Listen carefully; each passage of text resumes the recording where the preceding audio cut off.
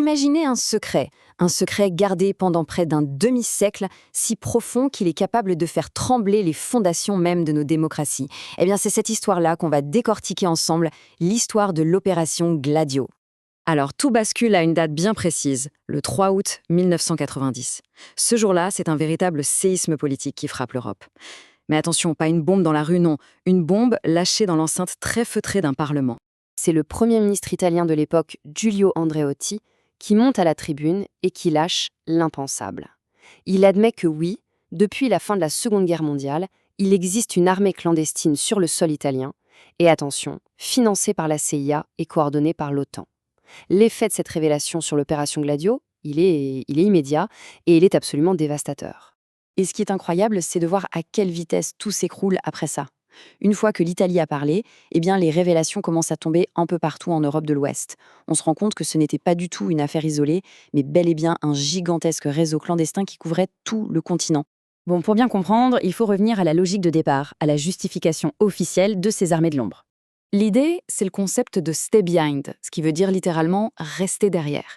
Il faut se remettre dans le contexte de l'après-guerre. La Grande Peur, c'est une invasion soviétique.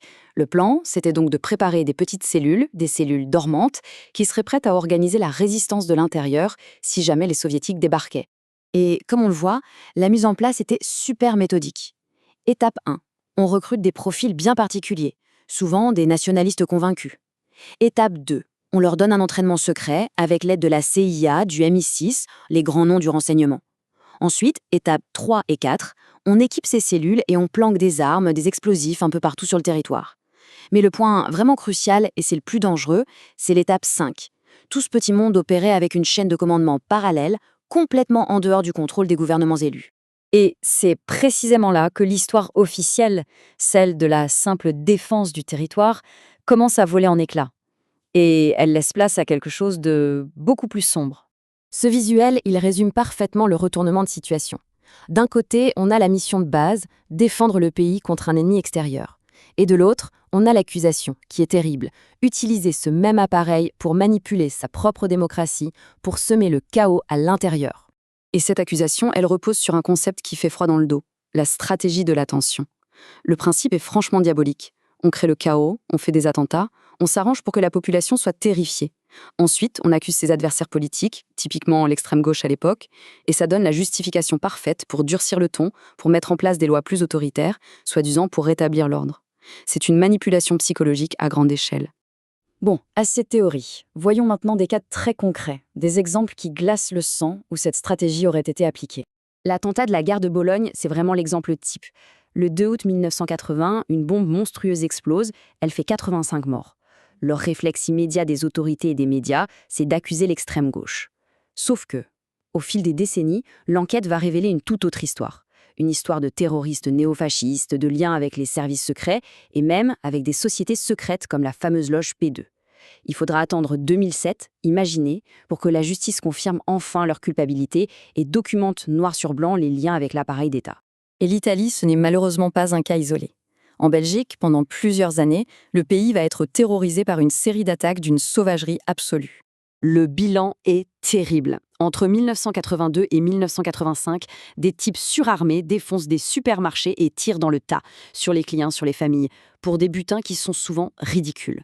Au total, 28 innocents sont tués. Et là, c'est le plus ahurissant. À ce jour, il n'y a eu aucune condamnation. 0.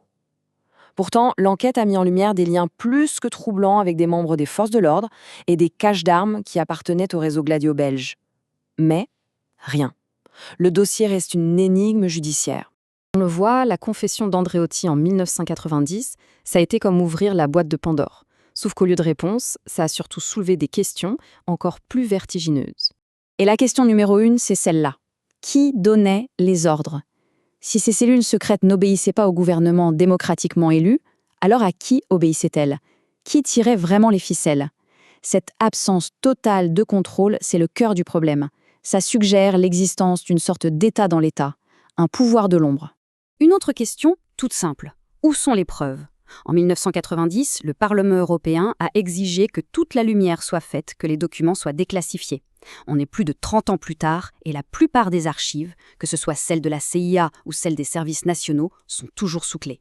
Et puis, il y a la question qui dérange le plus. Ok, Andreotti a dit que le réseau italien était dissous. Mais quid des autres pays?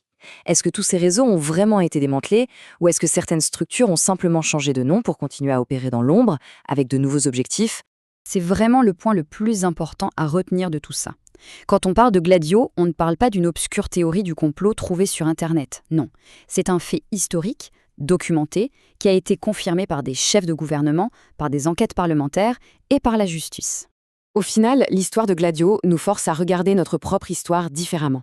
Elle nous montre une face cachée de la guerre froide, une face bien plus violente, où le prétexte de défendre la démocratie a pu servir à la miner de l'intérieur. Et la question qui reste en suspens, c'est combien d'autres secrets de cette ampleur dorment encore dans des archives qui nous sont toujours inaccessibles?